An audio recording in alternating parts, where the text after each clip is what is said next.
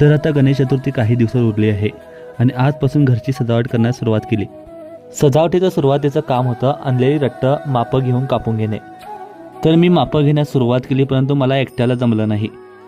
एकटा माप घ्यायचा म्हणून खूप प्रयत्न केला, परंतु काय जमलं नाही। मग आम्ही दोघं जण मापं घ्यायला सुरुवात केली। दोघं जण मिळून पटपट रट्ट कापून घेतली।